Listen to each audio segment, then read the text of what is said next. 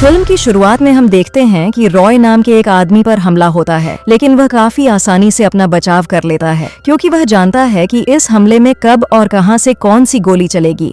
इसलिए वह खुद को बचाते हुए हेलीकॉप्टर वालों को भी मार गिराता है। दरअसल रॉय एक टाइम लूप में फंस चुका है जहां ये हमला उसके ऊपर कई बार हो चुका है। जब हेलीकॉप्टर बिल्डिंग में टकराता है तो रॉय बड़ी सफाई से कूदकर नीचे खड़े एक ट्रक में गिर जाता है। हालांकि हर बार बिल्डिंग से कूदना उसके लिए इतना आसान नहीं होता क्योंकि कई बार वह सीधे ट्रक के नीचे या किसी और चीज से टकराकर मर भी चुका है। इसके बाद वह हर बार की तरह एक कार वाले से उसकी गाड़ी छीन लेता है क्योंकि उसके पीछे कई लोग उसे मारने के लिए पड़े होते हैं। इसी भाग दौड़ के दौरान उसकी गाड़ी सीधा एक बस से टकराती है और रॉय का एक्सीडेंट हो जाता है और वह मर जाता है। मरने के बाद उसका दिन फिर से शुरू होता है और उस पर वही हमला होता है। रॉय नहीं जानता कि कौन उसे मारना चाहता है और क्यों।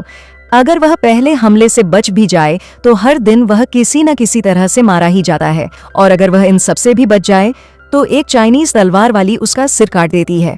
कई बार तो एक छोटा सा पिट्ठू आदमी उसको बम से उड़ा देता है। कभी वो अपने हमशक्ल रॉय 2 से मारा जाता है। अगर वह गैंगस्टर्स से भी बच जाए तो भी लोग किसी भी तरह उसे ढूंढ लेते हैं और मार डालते हैं। आगे हमें पता चलता है कि रॉय की एक पत्नी भी थी। एक दिन रॉय किसी तरह उन सब हमलों से बचकर अपनी पत्नी के ऑफिस फोन करता है, लेकिन पत्नी के बॉस ने उसे बताया कि एक एक्सीडेंट के चलते उसकी पत्नी मर चुकी है। रॉय को शक होता है कि उसकी पत्नी को भी किसी ने मारा होगा।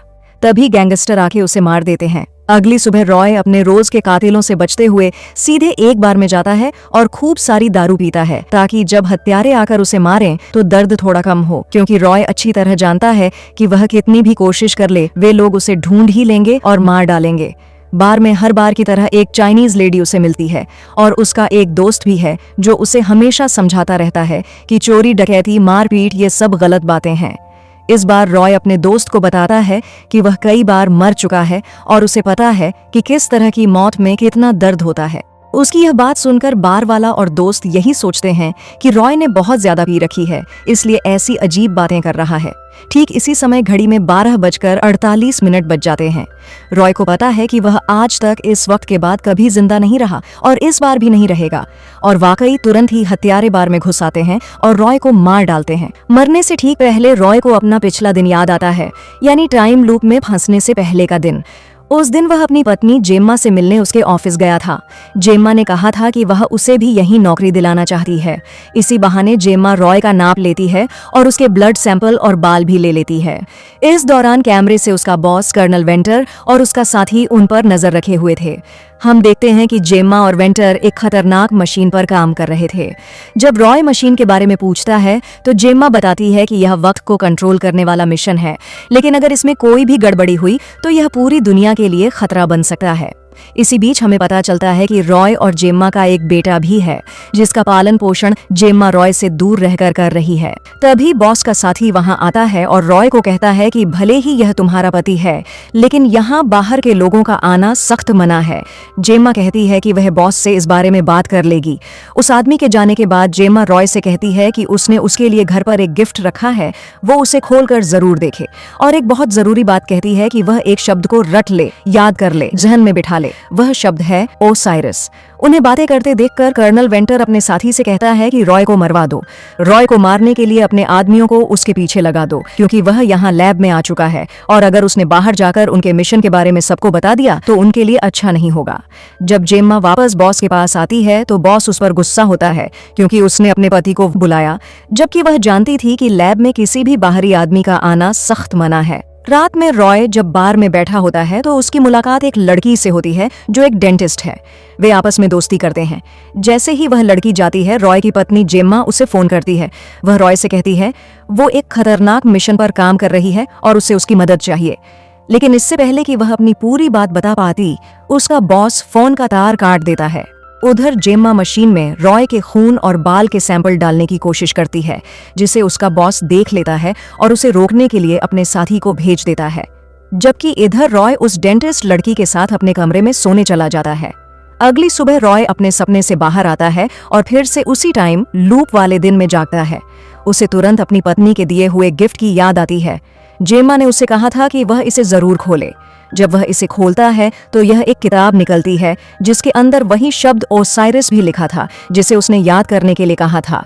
तभी हर बार की तरह हेलीकॉप्टर आकर उस पर गोलियां चलाता है, वो मर जाता है। अगली बार रॉय किसी तरह बचते हुए नीचे कूद जाता है और गाड़ी लेकर भाग जाता है, लेकिन बाहर कातिलों से बचते हुए उसका बस से एक्सीडेंट फिर से हो जाता है और यह काफी खराब और गलत तरीके से होता है।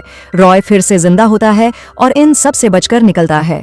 इस बार वह फ्रस्ट्रेशन में अपना मूड अच्छा करने के लिए रेस्टोरेंट में खाना खाता है, लेकिन तभी एक कातिल आता है और उसे एक ग्रैपलिंग हुक से मारकर उसे गाड़ी से खींच लेता है। अगले लूप में रॉय एक गेम स्टूडियो में जाता है और बैठकर उस किताब को पढ़ना शुरू करता है।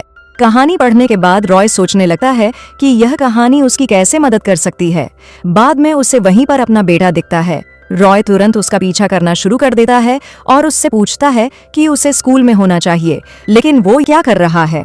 उसका बेटा बताता है कि वह बंक पर है और वीडियो गेम खेलने आया है। रॉय अपने बेटे को लेकर बाहर आने लगता है। तभी वह समय देखता है और घड़ी में 12:50 हो चुके थे। रॉय हैरान होता है कि वह इस बार 2 मिनट ज्यादा जिंदा कैसे रहा।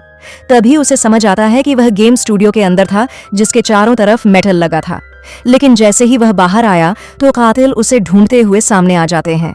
रॉय को समझ आ गया कि जरूर उसके शरीर में कोई ट्रैकिंग डिवाइस लगा हुआ है। कातिल उसकी तरफ हमला करते हैं और रॉय मरते समय अपने बेटे को बचा लेता है। मरते वक्त उसे अपने बेटे का अपनी तरफ प्यार देखकर थोड़ा अच्छा महसूस होता है। अगली सुबह दिन फिर से शुरू होता है और रॉय अपनी रोज की लड़ाई पूरी करके बार में अपने दोस्त के पास जाता है। वह अपने दोस्त को बताता है कि उसे लगता है किसी ने उसके शरीर में एक ट्रैकिंग डिवाइस लगा दिया है और उससे पूछता है कि यह शरीर के किस हिस्से में लगा हो सकता है। उसका दोस्त बताता है कि उसे ज्यादा जानकारी तो नहीं है, लेकिन ट्रैकिंग चिप को अक्सर दांतों में लगाया जाता है। रॉय को तुरंत पिछली रात की डेंटिस्ट लड़की याद आती है। वह समझ जाता है कि जब वह बार में मिली थी तो उसने जरूर उसके ड्रिंक में कुछ मिला दिया होगा। जब रॉय बेहोश हो गया तो उसने ही उसके दांतों में ट्रैकिंग चिप डाल दी होगी। रॉय बिना देर किए अपने दांत तोड़कर निकालता है और दोस्त के जरिए उसे पता चलता है कि ट्रैकिंग डिवाइस सच में दांत में ही लगा हुआ था। लेकिन तभी हमशक्ल रॉय 2 आता है और रॉय को मार देता है। अगले दिन रॉय सुबह उठकर उस डेंटिस्ट लड़की को पकड़कर पूछता है कि उसे यह ट्रैकिंग डिवाइस लगाने के लिए किसने कहा था। वह लड़की जेम्मा के बॉस का नाम लेती है कि उसी ने ऐसा करने को कहा था। मतलब अब रॉय पूरी तरह समझ चुका था कि उसे मारने वाला और उसके पीछे आदमी लगाने वाला कोई और नहीं बल्कि उसकी पत्नी जेम्मा का बॉस था। रॉय तुरंत बार में जाकर अपना ट्रैकिंग डिवाइस निकाल देता है। अब वह इस डिवाइस का इस्तेमाल करके अपने कातिलों को ही फंसा सकता है और उसने ऐसा ही किया। रॉय ने चालाकी से चकमा देकर कातिलों को एक एक करके चुन चुन कर मारना शुरू कर दिया। उसने ठीक वैसे ही बदला लिया जैसे वे उसे बार बार मार रहे थे। उसने कई बार तो कातिलों को एक साथ इकट्ठा कर करके बम से उड़ा दिया। अब समय था जेम्मा के बॉस वेंटर से बदला लेने का। रॉय अब बिना किसी डर के सीधे उन्हें खुली धमकी देता है कि वह बदला लेने आ रहा है। अपनी पहली कोशिश में रॉय सीधा गाड़ी लेकर लैब की दीवार पर दे मारता है, लेकिन दीवार बहुत मजबूत थी और इस बार वह अपने मकसद में कामयाब नहीं हो पाया और बॉस के साथी के हाथों मारा गया। अगले लूप में रॉय नई तरक्की आजमाता है। वह सीधा गाड़ी को उछाल कर उसे हवा में ही अंदर ले आता है और सुरक्षा कर्मियों को चकमा देने में भी कामयाब हो जाता है। लेकिन वह अब भी बॉस के साथी से नहीं बच पाता और मारा जाता है। रॉय को समझ आ गया था कि इतनी टाइट सिक्योरिटी में अंदर घुसना बहुत मुश्किल है, इसलिए अगली बार रॉय नकली रॉय बनकर वर्दी के साथ जाता है और यह तरकीब काम कर गई। किसी ने उसे नहीं रोका, लेकिन जब वह लिफ्ट तक पहुंचता है तो उसका कार्ड गलत साबित होता है और वहां मौजूद एक आदमी उसे पहचानकर मार देता है। अगले लूप में रॉय उस आदमी को भी टपका देता है, लेकिन निकलने पर तुरंत ही सामने कई सारे गार्ड्स को पाता है। अब उसके पास बचने का कोई रास्ता नहीं था, इसलिए वह आत्महत्या कर लेता है ताकि जल्दी से लूप फिर से शुरू हो सके। अगले दिन रॉय फिर से लैब आता है और इस बार शांति से लिफ्ट के आदमी को मारता है, लेकिन उसे नहीं पता था कि ऊपर कैमरा लगा हुआ है, इसलिए बाहर खड़े गार्ड्स तुरंत अलर्ट होकर रॉय को गोलियों से भून देते हैं। रॉय को अब वेंटर तक पहुंचने के लिए एकदम परफेक्ट प्लान चाहिए था। अगली बार रॉय पूरी तैयारी के साथ आता है और होमगार्ड को भी मारकर किसी तरह लैब के अंदर घुस जाता है। अंदर उसका सामना उस चीनी तलवारबाज कातिल से होता है। वह तलवारबाज बहुत ही खतरनाक थी और उसने रॉय को एक ही झटके में बुरी तरह से मार दिया। बुरी तरह इसलिए क्योंकि तलवार की चोट गोलियों से भी ज्यादा दर्दनाक होती है। रॉय को उसने एक बार नहीं, 2 बार नहीं, बल्कि कई बार रॉय की इतनी कोशिशों के बावजूद जान से मार डाला।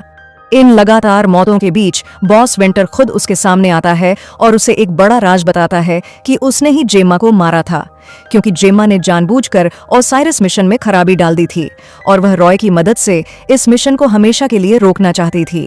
ये कहकर वेंटर खुद रॉय का सिर काट देता है। रॉय को समझ आ गया कि अगर उसे उस तलवारबाज लड़की को हराना है तो उसे तलवारबाजी सीखनी पड़ेगी। इसलिए अगले लूप में वह उसी चाइनीज लड़की के पास जाता है जो बार में रोज आती थी और उससे मदद मांगता है। वह लड़की अगले ही दिन वहां से जाने वाली थी, लेकिन यह टाइम लूप था और रॉय के लिए तो एक दिन का मतलब अनंत समय था। रॉय उस लड़की के साथ रोज प्रैक्टिस करके लगभग 1 महीने में पूरा पक्का बन जाता है। इस बार रॉय इतना ज्यादा ट्रेंड था कि वह उस तलवारबाज लड़की पर भारी पड़ता है और आखिरकार उसे मार देता है। इसके बाद वह बॉस के साथी को भी मार डालता है। रॉय अब सीधा बॉस वेंटर को मारने जाता है, लेकिन बॉस उसे धमकी देता है कि अगर वो उसे मारेगा तो उसका बेटा भी मारा जाएगा। इसके बावजूद रॉय उसकी बात नहीं सुनता और उसे मार डालता है। इसके बाद अपने बेटे को बचाने के लिए रॉय तुरंत उस जगह जाता है जहां उसका बेटा उसे मिला था, लेकिन उसे देर हो गई और उन्होंने उसके बेटे को मार डाला। तभी ओसाइरिस मिशन शुरू होता है और एक विस्फोट में सब मारे जाते हैं। सुबह जब रॉय उठा तो वह बहुत उदासी और निराशा में था, क्योंकि उसे लगा कि उसी की वजह से उसका बेटा मारा गया। वह खुद को जेम्मा की मौत का भी जिम्मेदार मानता है, क्योंकि उस टाइम उसने जेम्मा को वापस कॉल नहीं किया था। इस निराशा में वह दोबारा कभी उठने की कोशिश नहीं करता और हर बार सुबह ही मार दिया जाता है। लेकिन अब वह इस सबसे थक चुका था। उसे महसूस होता है कि यह सब कभी खत्म नहीं होगा, इसलिए वह फैसला करता है कि अब वो अपने बेटे के साथ समय बिताएगा। वह ऐसा ही करता है और वह अपने बेटे के साथ खूब अच्छा समय बिताता है। दोनों काफी खुश होते हैं और रॉय उसे यह नहीं बताता कि वह उसका असली पिता है। वह बस एक दोस्त की तरह उसके साथ रहता है। एक दिन बातचीत के दौरान उसका बेटा बताता है कि उसने आज सुबह अपनी माँ जेम्मा से बात की। रॉय यह सुनकर चौंक जाता है और सोचता है कि इसका मतलब उसकी पत्नी अभी जिंदा है, वह अभी मरी नहीं है। वह तुरंत लैब जाता है और बॉस के साथी की पिटाई करने के बाद अपनी पत्नी के बारे में पूछता है। उसे पता चलता है कि जब बॉस को रॉय के लैब आने का पता चला तभी उसने जेम्मा को मार डाला। रॉय को कैमरों से यह सटीक समय पता चलता है कि उसके सुबह उठने के ठीक 14 मिनट बाद तक उसकी पत्नी जिंदा थी। वहां तुरंत अगले दिन के लिए सुसाइड करता है और अगली सुबह रॉय जल्दी पहुंचने के लिए उसी हमलावर हेलीकॉप्टर का सहारा लेता है और सीधे बॉस की लैब में पहुंच जाता है। वह फटाफट मशीन गन से कई गार्ड्स को मार डालता है और एक एक करके सभी को खत्म करके तेजी से जाकर अपनी पत्नी को बचा लेता है। जेम्मा रॉय को देखकर माफी मांगती है और बताती है कि उसे न चाहते हुए भी रॉय को इस टाइम लूप में फंसाना पड़ा, क्योंकि अपने बॉस को रोकने का उसके पास और कोई रास्ता नहीं था। जेम्मा बताती है कि उसने रॉय के बाल और खून के नमूने लेकर उन्हें सही मौका मिलने के बाद मशीन में डाल दिया था और इसी वजह से रॉय लूप में फंसा। जेम्मा को लूप खत्म करने का पक्का पता नहीं था, लेकिन वह बताती है कि रॉय के उस मशीन के अंदर जाने के बाद शायद सब कुछ रीसेट हो सकता है। रॉय बिना किसी देरी के अपनी पत्नी और बेटे को वापस पाने के लिए मशीन के अंदर जाने के लिए तैयार हो जाता है। वह यह नहीं सोचता कि वह वापस आ भी पाएगा या नहीं। रॉय का यह वीरतापूर्ण समर्पण देखकर जेम्मा की आंखें भर आती हैं, क्योंकि जिस नेक इंसान को वह चाहती थी, रॉय आखिरकार वही बन गया था। रॉय मशीन के अंदर होता है और उसी पल तेज रोशनी होती है और इसी के साथ मूवी का एंड हो जाता है। मिलते हैं किसी और वीडियो में, तब तक आप ये वाले वीडियो भी चेकआउट कर सकते हैं। धन्यवाद।